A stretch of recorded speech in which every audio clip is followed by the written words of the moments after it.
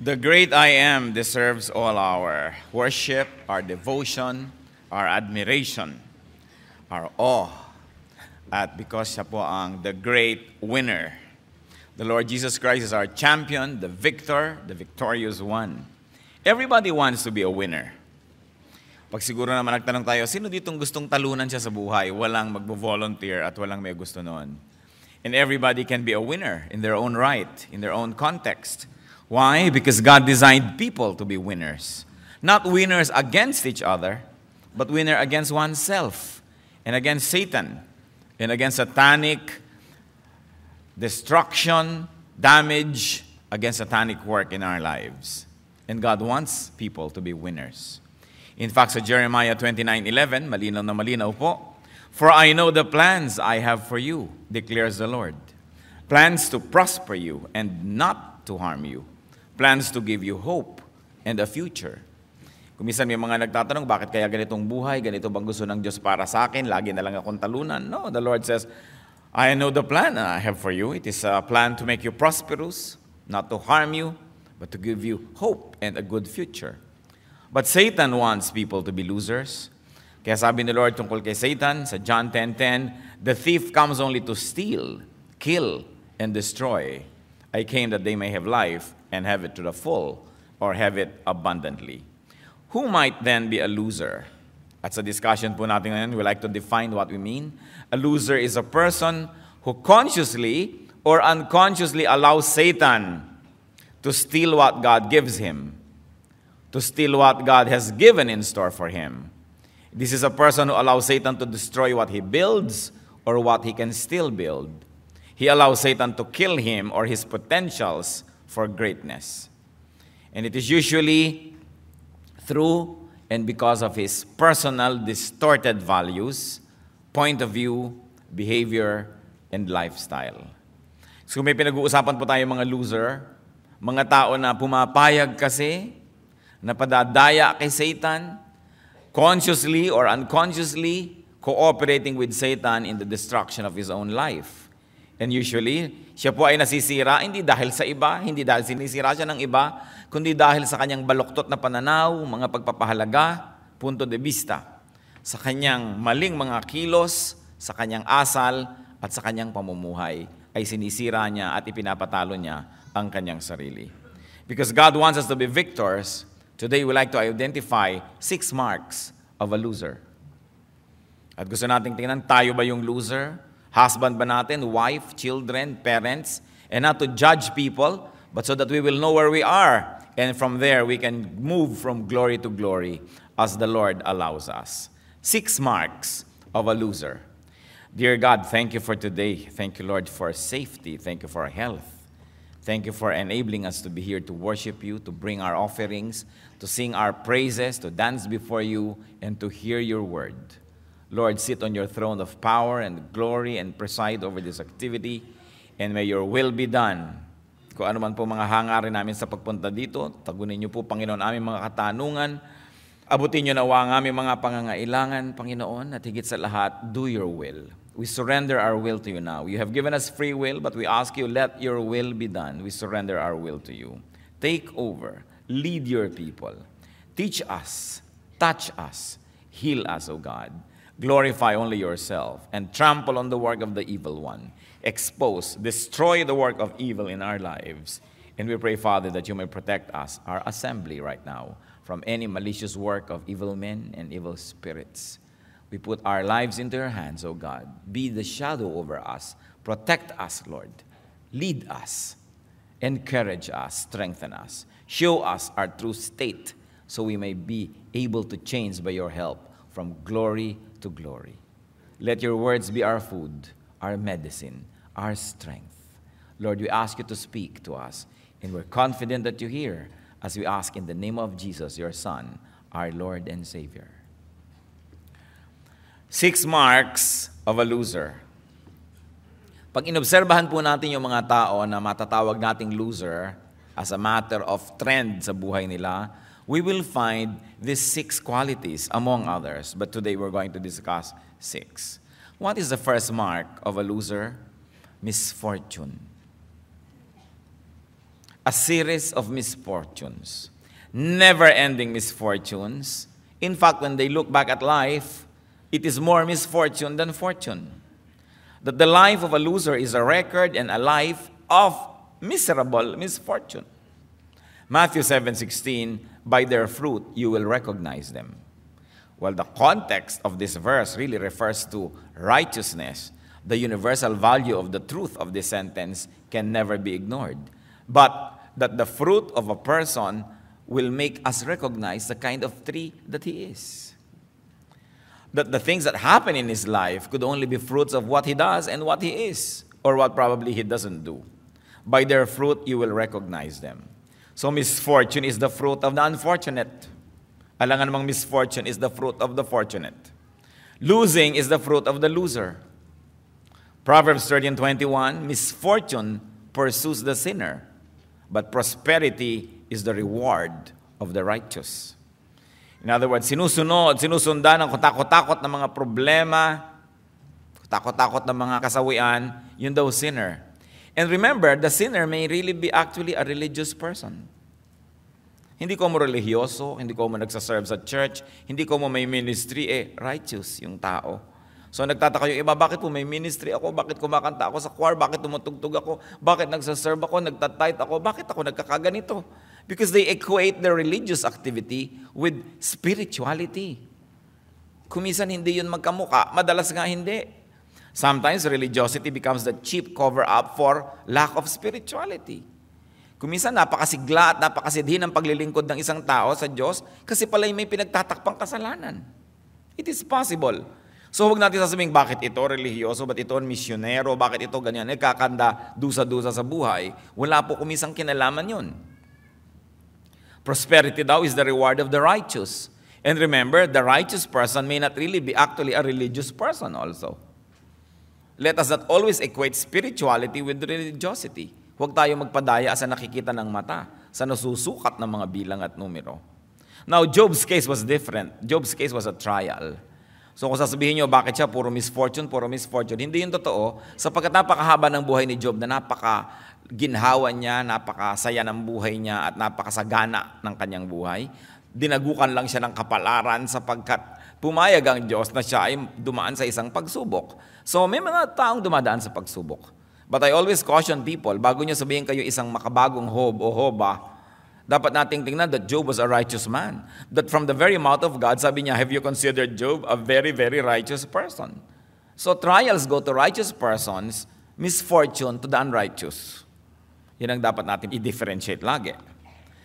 Another mark of a loser is a predominantly stormy past. Hindi naman kung nagkaroon tayo ng konting problema o a period of problems, sasabihin na natin, ay loser. But it is a life peppered with troubles and chaos. Isang buhay na tadtad, punong-puno, bat-bat ng mga gulo.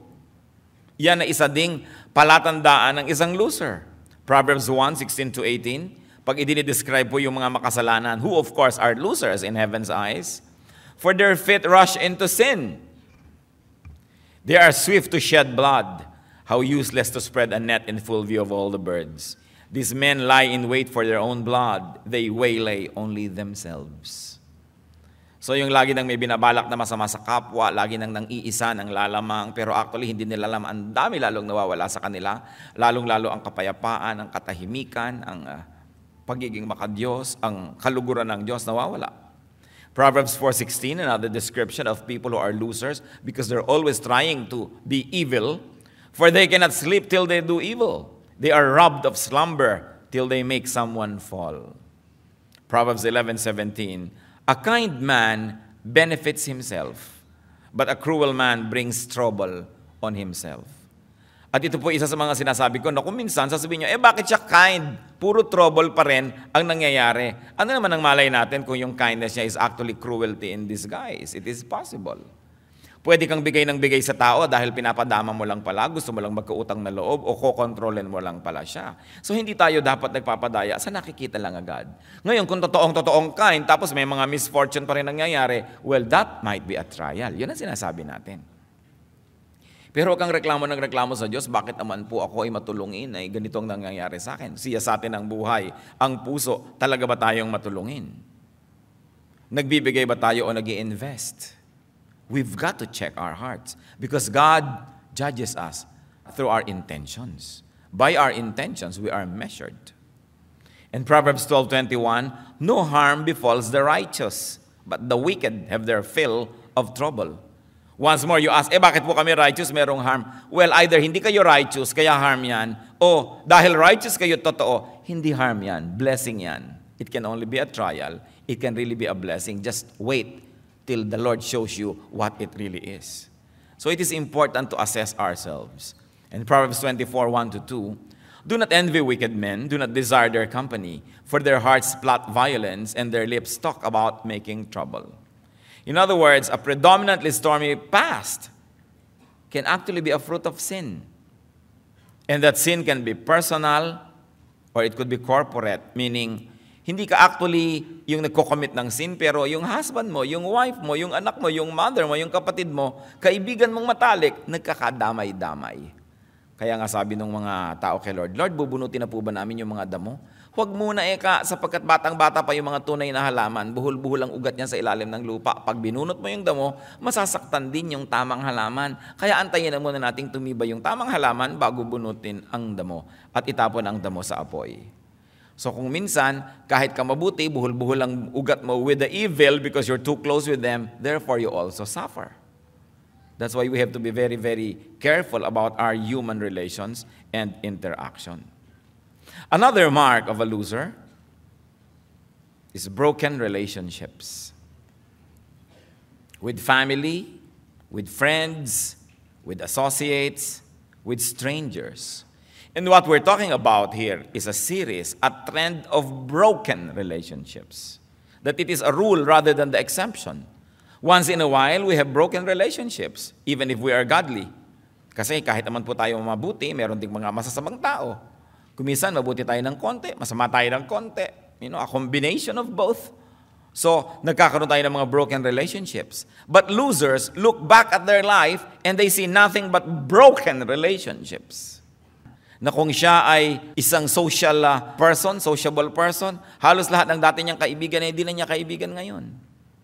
Na kung siya ay mapaglingkod sa Diyos, relihiyoso, halos lahat ng nakasama niya sa ministry, hindi na niya nakasundo at nakagalit. It is a series of broken relationships. Malachi 2:15, has not the Lord made them one, referring to a couple? In flesh and spirit they are His. And why one? Because He was seeking godly offspring. So guard yourself in your spirit and do not break faith with the wife of your youth. So isang napakalaking paalala sa mga kalalakihan, do not break faith with the wife of your youth. In other words, the wife of your youth must be the wife of your old age. It must be the same person. Hindi pa iba-iba. And also, pwede natin yang i-apply, do not break with the brother, the sister, the friend of your youth. You cannot make old friends. You can only try to make new ones. That's why old friendships are important. Pagka wala kang na-maintain na old friend, everybody has a bad thing to say about you, and you only have a bad thing to say about old friends, maybe you're a loser. Because one of the greatest wealth of life is old friendships, strong relationships. Kung broken lahat yon, you're a loser. Psalm 38:11-12, my friends and companions avoid me because of my wounds. My neighbors stay away from me. Those who seek my life set their traps. Those who would harm me talk of my ruin. All day long, they plot deception. Kung ganito ang nangyayari sa ating buhay, either it is true that the whole world is so wicked, ganging up against us, pinagtutulong-tulungan tayo ng mundo, o kaya tayo na talaga yung may problema. Kasi sa dami na nang nakalaban natin, alam nga namang ang buong mundo na yung mali, o baka naman tayo na. Ang problema po sa mga tao na losers, they don't wake up to reality that they are losers. They never realize their errors. They only realize other people's errors. Ang isang mark ng loser ganyan, laging siya ang tama, hindi siya nagsusuri sa sarili. So ganitong mga salita, pwedeng manggaling sa isang taong righteous, na talagang pinagtutulungan ng masamang mundo, pero pwede rin itong manggaling sa isang taong talagang dapat lang pagtulungan dahil isa siyang salot sa buhay. So, pag sinabing, my friends avoid me because of my wounds, these wounds can be economic wounds. Siyempre, pagka mayaman ka, marami kang friends. Pagka hindi ka na mayaman, nababawasan na yan. But more importantly, these wounds can be defects. Your bad side. That's why people avoid us. It's good to look at that. Another mark of a loser is an unstable career, inconsistent work, inconsistent productivity, erratic professional pursuits, unsteady direction. 7 iba't ibang trabaho sa loob ng 1 taon. 10 employers sa loob ng 2 taon. Walang magawang matino. Walang magawa na tuloy-tuloy.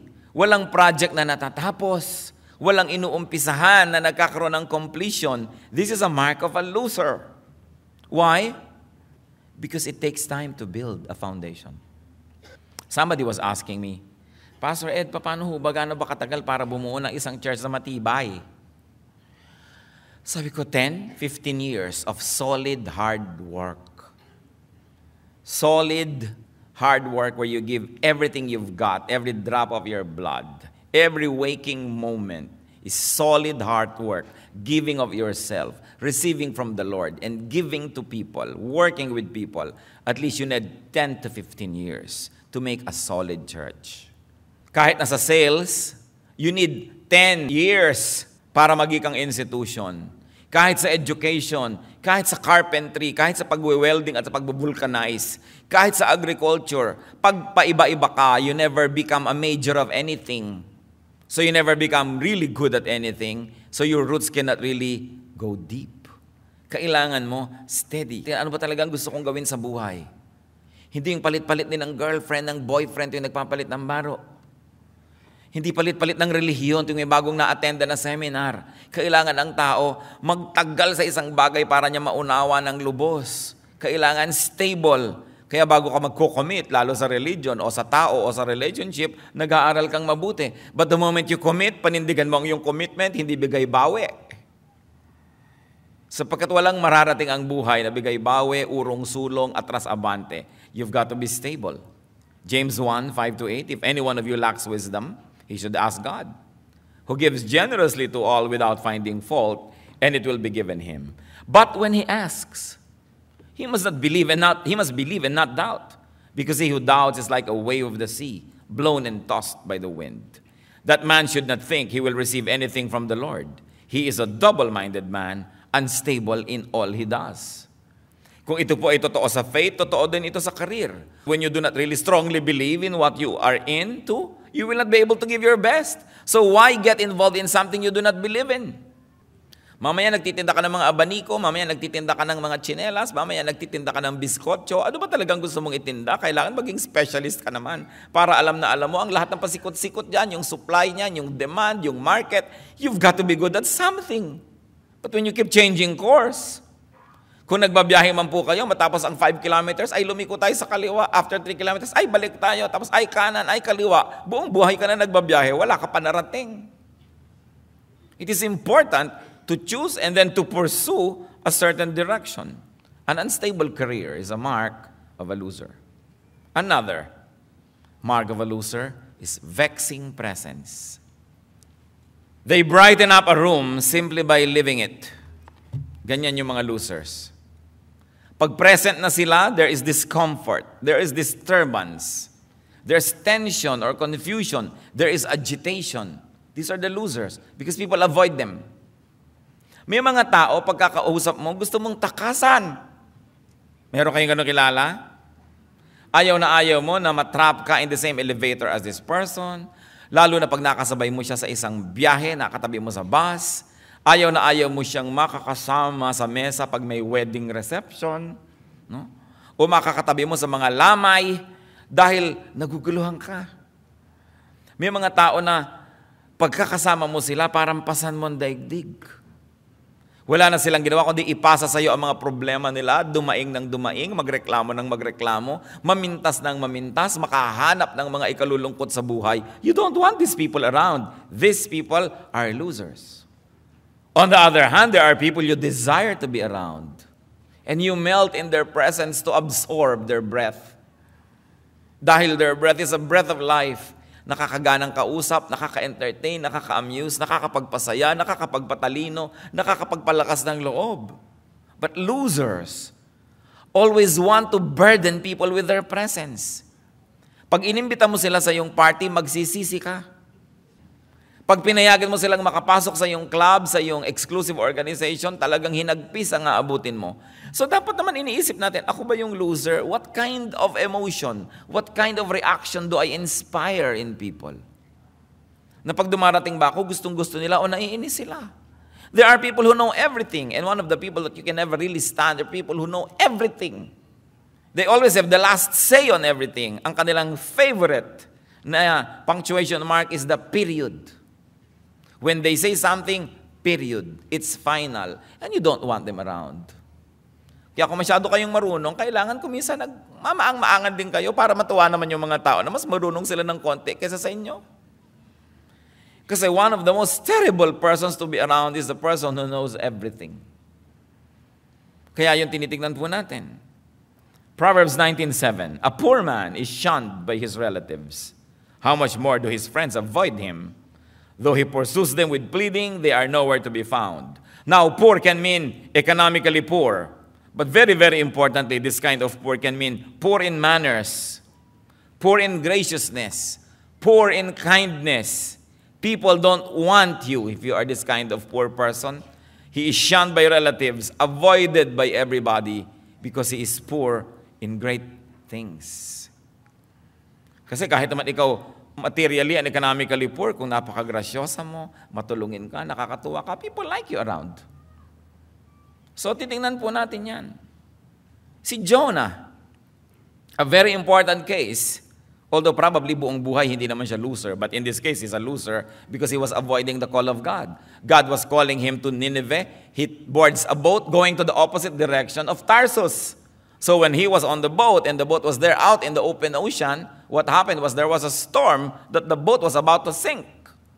So yung mga tao noon ay very spiritually attuned. Nag-iisip sila, sino ba ang nasa barkong ito na dapat ay wala dito dahil bakit tayo ginugulugulot, sinisiklot-siklot ng hangin at alon? This is so unusual. There must be somebody here who is a pest. And they identified Jonah. This terrified them and they asked, what have you done? They knew he was running away from the Lord because he had already told them so. The sea was getting rougher and rougher, so they asked him, what should we do to you to make the sea come down for us? And Jonah said, itapon niyo ako sa tubig. Lulubog na tayong lahat. Ihagis na natin yung mga precious cargo natin. Alam yung mga barko nung araw, mga cargo ships yan eh.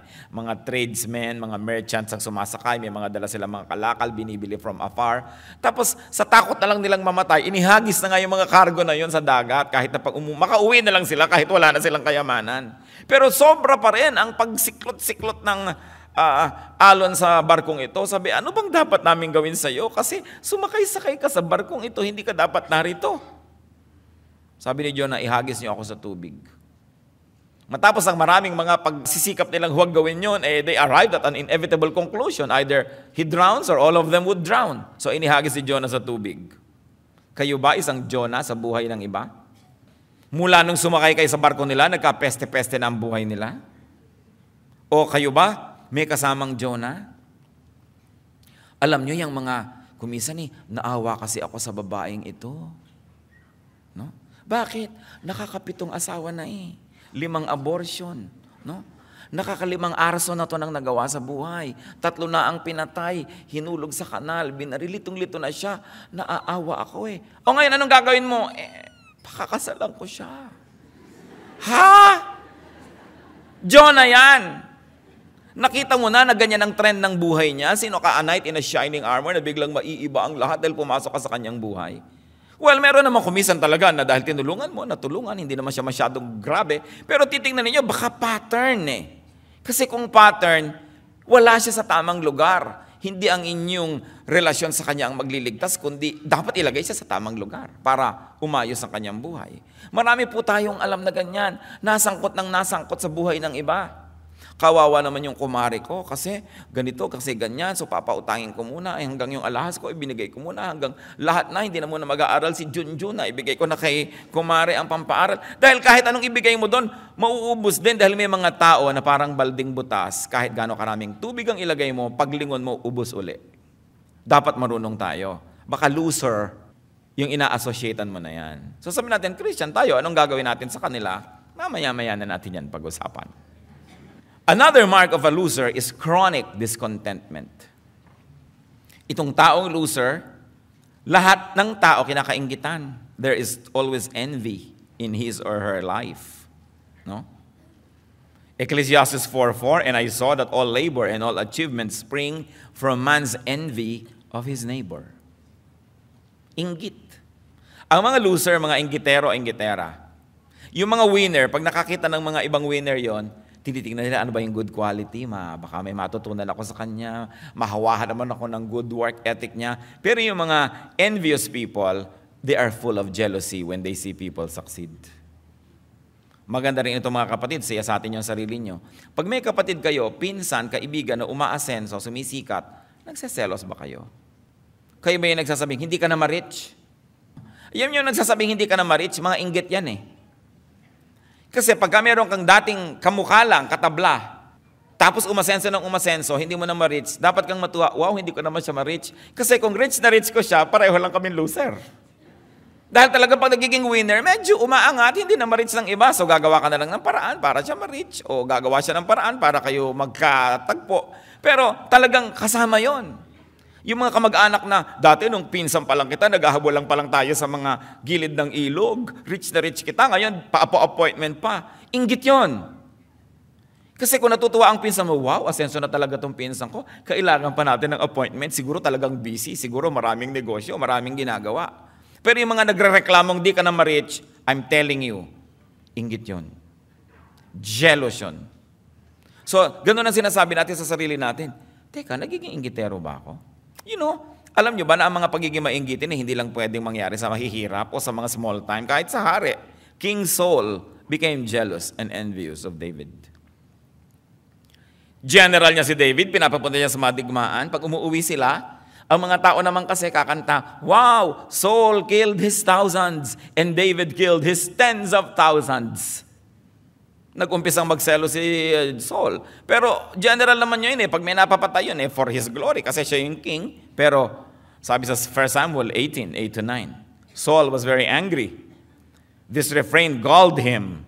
They have credited David with tens of thousands, he thought, but me with only thousands. What more can he get but the kingdom? And from that time on, Saul kept a jealous eye on David. And the moment Saul became jealous, all his decisions were wrong. Sapagkat ang taong naiinggit, ang taong naninibugho, walang katinoan, mali-mali ang pinaggagawa niya sa buhay. Puro destructive ang kanyang ginagawa. At ang lumalabas lang sa kanyang bibig, criticisms. Nothing but criticisms. So when there's envy, there's jealousy, there's criticism, you know that you're dealing with a loser. Because a winner rejoices when another person accomplishes something great. Losers criticize achievers. Madaling malaman.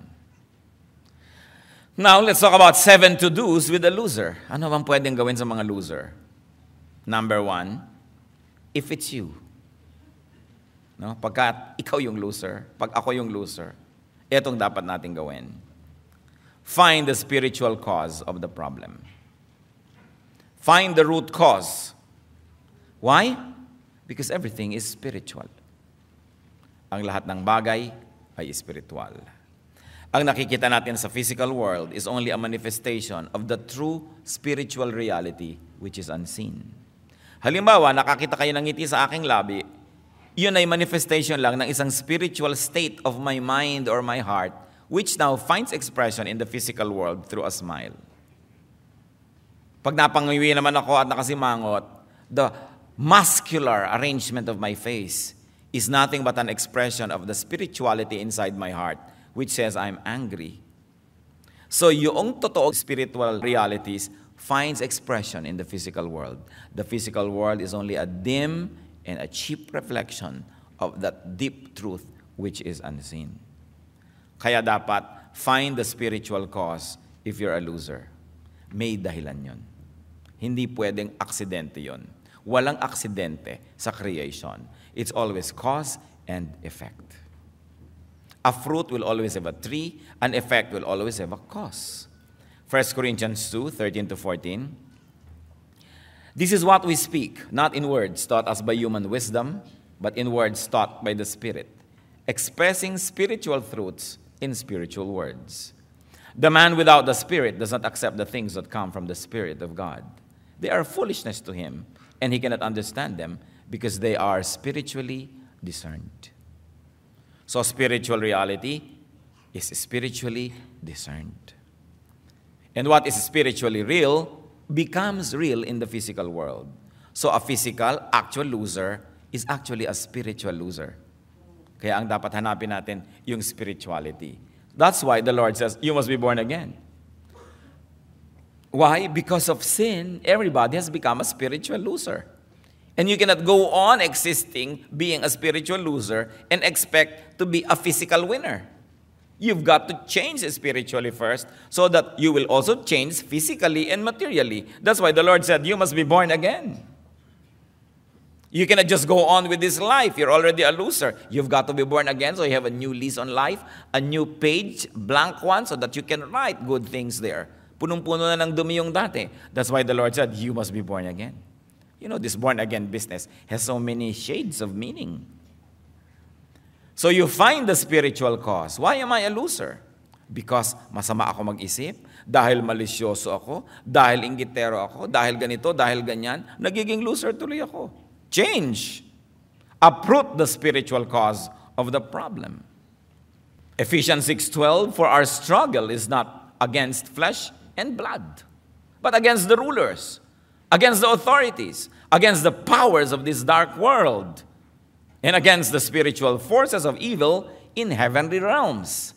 Ang tunay daw nating pakikibaka ay hindi laban sa kapwa-tao, hindi laban sa mga lakas na physical, pero laban yan sa mga espiritu at mga lakas na spiritual. Doon ang tunay na gyera. Hindi ko pwedeng gyerahin physically, halimbawa ang isang napakasungit na tao, nasusungitan ko rin siya, o ikakadena ko siya kasi pag nakawala yon, mas masungit yon. Hindi yon ang gyera. Ang gagawin ko, pupunta ako sa spiritual world through my spirit and my spirituality at lalabanan ko yung spirito niya o yung spiritong nagpapaganon sa kanya. Kasi pag nanalo na ako sa spiritual level, susunod yung physical. Pero kung puro physical lang, hindi mangyayari na manalo yung sa spiritual level. Halimbawa, lagi ka nalang obsessed with sex. So lalaban ka ngayon physically, tatakpan mo ang iyong mata, di ba? Dudukutin mo ang iyong mata, ikakadena mo ang iyong sarili. Hindi mangyayari yung kahit bulag ka, magkakaroon ka rin ng pagnanasa. Kaya ang kailangan, umakyat ka sa spiritual world, bunutin mo yung mga spiritual problems, which is really sinfulness, a sinful nature, and a sinful tendency, which can only be cured by the blood of the Lord, by the forgiveness that we get through the cross of Christ, and through the grace of God, and by understanding God's word, and living by its principles, until we become a spiritual, we develop spiritual habits that will now change our actual lifestyles. Battle is not against flesh and blood. Kahit kung minsan yung asawa mo, kapatid mo, nanay mo, biyenan mo, talagang gusto mo na talagang physically labanan, kahit malabanan mo yan physically, kahit yan nakakulong, hindi pa rin magbabago yung iniisip niya. Kailangan spirito ang magbago. Kaya kung minsan yung maraming ginagamit sa psychiatry, puro gamot. No? Uppers, downers, chemical. When a person is so wild, they only change the chemical composition of the blood by introducing medicine that will give him downer para siya kumalma. O sobra naman siyang depressed, upper naman para siya sumaya. You only change the chemistry of the person. It's only physical. It can never work. Well, it will work up to some degree. Pero maliban na lang yung tao, bigyan mo ng spiritual feeding. Magkaroon siya ng spiritual renewal and strength. Pabalik-balik lang yung problema na yon. Palit ka lang ng palit ng chemistry because it's only physical. Kaya hindi pwedeng papakita ka sa aswang ng krus, tatakbo siya. Physical lang yung krus. Bakit siya matatakot doon? Para siya matakot sa'yo, kailangan yung spirito mo nakikita niyang talagang liwa-liwanag at punong-puno ng kabanalan. Meron ka ngayong right to use the name of Jesus, takot siya ngayon sa'yo. Pero kahit na tadtarin mo pa ang sarili mo ng krus at ang apelyido mo yung krus, wala pa rin. Physical lang yun dapat spiritual. Nakikita natin? Or I'm belaboring this topic. Ang asawa ninyo halimbawa, bigay ng lahat ng mga physical things, pero alam na alam niyong malayo ang loob sa inyo, di ba? Hindi rin kayo masaya. Physical lang Alam niyo malayo yung spirito. Kaya sabi ng kanta, your lips may be near, but where is your heart? Kaya mahalaga, spiritual ang lahat. Pag tayo po loser, the only way to win over it is a spiritual way. So have a new spirit. Have a renewed spirit. Have a new life, a new mind, a new soul. Psalm 51:10, create in me a pure heart, O God, and renew a steadfast spirit within me. So what you want is a new philosophy, a new culture, a new lifestyle. Kaya ang sabi sa Romans 12:1-2, therefore, I urge you, brothers, in view of God's mercy, to offer your bodies as living sacrifices, holy and pleasing to God. This is your spiritual act of worship. Do not conform any longer to the pattern of this world, but be transformed by the renewing of your mind. Then you will be able to test and approve what God's will is, His good, pleasing, and perfect will. So, nakikita po natin that it is really a change of the spirit that will happen. What else do we do if we think we are losers? Avoid people who share your weaknesses. Loser ka na pala, huwag ka na makibarkada sa kapwa loser. Palalalain nyo lang ang isa't isa. Once I was talking with a doctor who specializes in sexually transmitted disease. And a husband went astray and caught some sexually transmitted disease. So anong nangyari? Pati wife niya nagkaroon. Siyempre, iuwi niya sa wife niya ang sakit. Pagkatapos, kaharap ako nang ini-interview ng doktor nito ang husband and wife. This doctor has a peculiar way of dealing with his patients. He likes to embarrass them. So nandiyan ako, sabi ko, I would like to step out. No, please stay, please stay. Kakaunselan niya yung mag-asawa. Sabi niya dun sa wife, Madam, you've got to be more hygienic. Because of your lack of hygiene, you caught some infection and you infected your husband. Yung babae ngayon, siya pang guilty. Nung matapos ngayon na lumabas, sabi ko, bakit yung babaeng sinisisi mo, doktor? Alam naman natin yung lalaki may problema. Sabi, pagka ganun, marirepair pa yung relationship nila. Pero pag sinabi ko sa babaeng ito na nakuha ng asawa niya yung sa iba't dinala sa kanya, naku, sira na sila forever.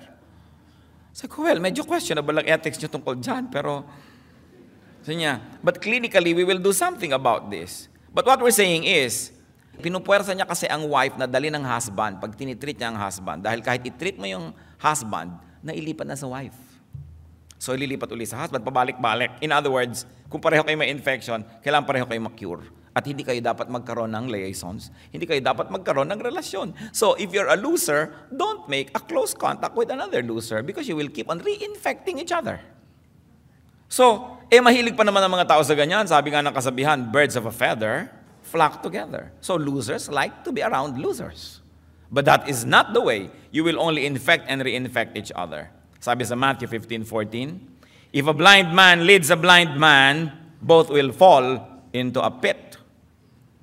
So, kung nag-enjoy ka man nakasama, yung mga kapwa mo loser, dahil pareho kayo ng pananaw, pero tiisin mo na. You've got to have a change of company, a change of heart, a change of lifestyle, so you will change in your heart and in your mind.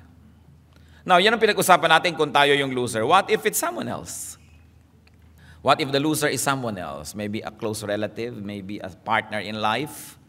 Avoid being infected by him or her through constant exposure. Pag nakita mo, loser itong taong to, when you deal with that person, it must only be out of charity, not out of enjoyment. Kailangan avoid the person. Kailangan may distance. Kung ganito yung attitude niya, at ayoko nang ulitin pa lahat yung pinag-usapan natin na attitude ng mga loser, iwasan ang ganitong mga tao. Psalm 1:1, blessed is the man who does not walk in the counsel of the wicked, or stand in the way of sinners, or sit in the seat of mockers. So alam mo na pareho kayo ng kapintasan at kahinaan, huwag ka nang makibarkada pa because you will keep reinfecting each other. Or you will keep on giving and giving and giving, and the other person will keep on receiving and receiving and receiving till you run out. And when you run out, the other person runs out, it will not work. Maghihiwalay din kayo 7 years from now, huwag nyo na lang simulan. Kasi nagkakaubusan lang kayo. A good relationship is, I recharge you dahil lobat ka, you recharge me dahil lobat ako. Hindi yung, tuwing makakasama kita, nalolobat ako. Ubos ang energy ko, ang sigla ko, dahil nakausap kita. Hindi magandang relationship yon. When you deal with this kind of people, and we Christians should, out of charity. Pero distansya, amigo. Kasi hihigupin ka niya. Lululunin ka niya, ihuhulog ka niya sa imburnal na pinagkalagyan niya. Kaya dapat hinahagis-hagisan mo lang siya ng mga tulong, hindi mo inilulubog yung buong katawan mo at ulo mo dun sa kanya dahil hihigupin ka niya. What else do you do? Avoid being pulled down by him or her through close association, through involvement, and through identification. Hindi dapat makipagmabutihan, lalong hindi dapat makisangkot, at lalong hindi dapat makiisa sa ganitong mga cases. 1 Corinthians 15:33, do not be misled. Bad company corrupts good character. So kung bad yung kanyang company, yung kanyang influence, yung kanyang ugali, distance. Mahahawa ka. Proverbs 1:10 and 15, my son, if sinners entice you, do not give in to them. My son, do not go along with them. Do not set foot on their paths. So what do? We minister unto enlightenment. We minister to these people unto enlightenment, but we do not intertwine our lives with them. Ephesians 1:18, I pray also that the eyes of your heart may be enlightened, in order that you may know the hope to which He has called you, the riches of His glorious inheritance in the saints. So we minister to such people unto their enlightenment, unto their renewal. They must be renewed, they must be born again, and unto a new life. Because it is possible to have a new life. In the book of Romans, the writer tells people about their past. Romans 6:21, what benefit did you reap at the time from the things you are now ashamed of? Those things result in death. So sinasabi niya ngayon, kinakahiyan niya na yung dati yung nagawang mga kabaliwan. So ibig sabihin, people were delivered. They now have a new life, a new lifestyle. It is possible for that to happen. But avoid being drawn into their circle. Kasi para yung uli-uli, hihigupin ka niya patungo sa ilalim ng dagat. Losers are not victims of outside forces. Let's not be dramatic and romantic. Because all of us have to contend with the same forces. Lahat ng tao, iisang araw ang umaaraw sa kanila, iisang buwan ang buwan nating lahat. Iisang planeta ang kinakalagyan natin. We all have to contend with the same things. Iba-iba lang ng timing, iba-iba lang ng shape, iba-iba lang ng intensity, but we all have to contend with such things. Losers are not victims of outside forces. Losers are products of their own attitudes. They are products of their own disposition.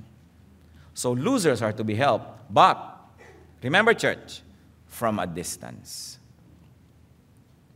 Ang Diyos nga, Psalm 138 verse 6, though the Lord is on high, He looks upon the lowly, but the proud He knows from afar. So may distance din ang Diyos. Proud ka, I will know you only from afar. I will not get near to you.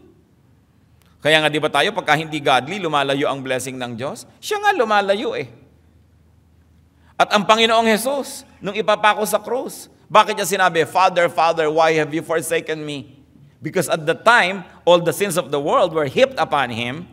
He was no longer worthy of the Father's presence because He was full of sin and the Father was clean. So the Father had to cut that relationship. Are you stronger than the Father? Will you continue to embrace and to really be intertwined with somebody who is a big, big, big loser? No. You disentangle so that you can be free to help, but not to embrace. Ano po ang sabi ng isang line from high school poetry, I remember? Tungkol to sa bisyo. Vice is a woman of so frightful mien, meaning facial expression, as to be hated needs but to be seen. But sin too oft, familiar with her face, we first endure, then pity, then embrace. Ganon daw ang bisyo. Parang isang pangit na babae, pero kahit na pangit, paminsan-minsan pwede rin naman at kailangan ding makita. Pero kung lagi daw tinitingnan at tinititigan, gumaganda na. At once gumaganda na yan, papalapit ka naman, yayakapin mo na. Yung dating pinandidirihan mo, yakap-yakap mo na, sa tagal na tiningnan mo, gumanda. Meron nga ako isang kaibigan pag nung araw, tatawag niya sa phone, tagal-tagal ko na dito sa asyenda, lalo pag summer. Anong matagal? How do you quantify? Gumaganda na ang mga maid. Sabi ko, ikaw naman, napaka-elitista naman ang concept mo sa beauty. No? Talagang marami namang magandang maid. Sabi, hindi, pagdating ko dito, di ako nagagandahan Pero nagagandahan ako, it's time to go back to Manila. Yun ang sinasabi. Ibig sabihin, yung pag nasanay ka kasi, gumaganda. So, ganun din yung bisyo, di ba? Yung una, maninigarilyo ka pa, ubu-ubo ka pa. Mamaya, pag nasanay ka na, inuubo ka pag wala. Yung mga pasugal-sugal, ayaw mo niya, pero pag nasanay ka, gusto mo na. Ganun din yung magkaroon ng mga masasamang relasyon. So, dapat hindi nakikipagmabutihan.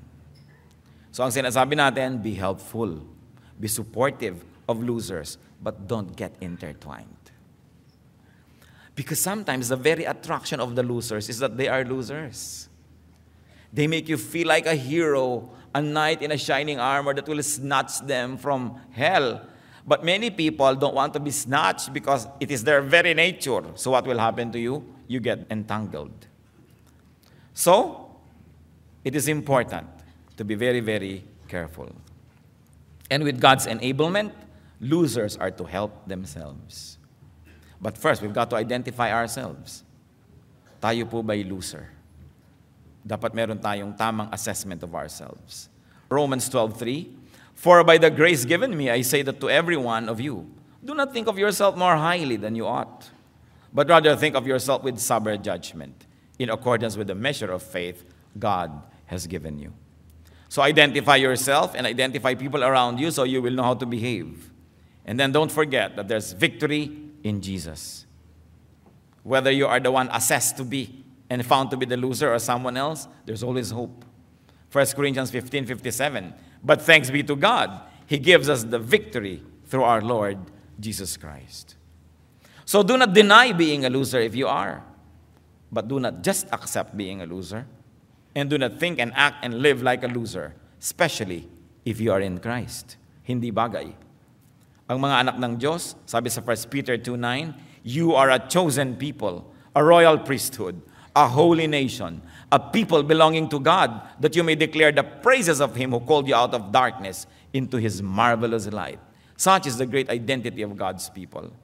And 1 Corinthians 2:9, however it is written, no eye has seen, no ear has heard, no mind has conceived what God has prepared for those who love Him. So napakahalaga na if we love God, if we are in God, hindi tayo papayag na loser tayo. Victory is not against other people, remember. Victory is against our own weaknesses. Victory is against the work of Satan trying to destroy us all the time. And we can be victors in the name of Christ. Dear God, thank you for reminding us about the identity of the loser. Tingnan niyo po kami, Panginoon, kung kami po ay nagko-qualify na matawag na loser. And if we are losers, you are our champion. You are victorious. You can empower us. Humihingi kami, Panginoon, ng malinaw na pag-iisip at nawa itong pag-aaral na ito ay isang paalala para siya sa atin, suriin, sukatin namin sarili at nang malaman namin kung saan kami nakatayo. Ganon din naman ang pagsukat namin sa aming kapwa, Panginoon. Turuan niyo po kaming maging matulungin sa mga losers, mahabagin, subalit, to help from a stable and strong distance, so that we may continue to be strong to help. Hindi yung napuluputan na kami ng baging, pati kami ngayon ay nabihag na at nangangailangan na rin ng tulong. Give us wisdom, O God, to help, na parang mga doktor na tumutulong sa mga may sakit, subalit pinipilit din nila na huwag din silang ma-infect. Meron silang paraan na ginagamit upang di sila mahawahan ang sakit ng mga inaalagaan nilang pasyente. Nawa itong wisdom na ibigay mo sa amin, na kung nag-aalaga kami ng mga kawawa, ng mga talunan, ay hindi kami sobrang ma-involved to the point na nasisira ang aming reason at kami, Panginoon, hindi na nagiging tagatulong, nagiging partner na nila. Tulungan niyo po kami. And if there's anyone here, O Lord, who may really be considered a big loser, Lord, we're praying that this person's life will turn around as this person accepts you as Savior and Lord. As this person becomes serious with his or her relationship with you, may you empower so that the life will turn around. Hindi mo gusto kami mga talunan, hindi mo gusto kami mga bigo. Patuloy mo kaming tulungan na makita kung sino kami at nasa ganun, Panginoon, ang tagumpay nyo ay maging tagumpay namin. Brothers and sisters, in a moment of silence, let's be alone with God. Patuloy tayo mag-assess ng sarili natin. Baka mamaya hindi naman tayo completely losers, pero merong parts of us, our behavior that really belong with the losers, alisin natin yan. Tanggalin natin, isawaksin natin, at ang Panginoon ay narito para bigyan tayo ng kapangyarihan. Huwag kayong maging loser. At kung sa tingin nyo, madami na kayo naging losses, don't give up. Because the Lord is our hope. Just continue to change in our hearts, in our minds, in the way we think, that we may be transformed spiritually. Then all our physical lives and material lives will also turn around. At kung tayo naman strong and spiritual and we are winners, be more compassionate, be kinder. Tingnan natin kung paano pa tayo makakatulong sa iba. Be alone with the Lord and let the Spirit tell us exactly who and what we are, and let's seek the healing power, the empowerment of the Lord.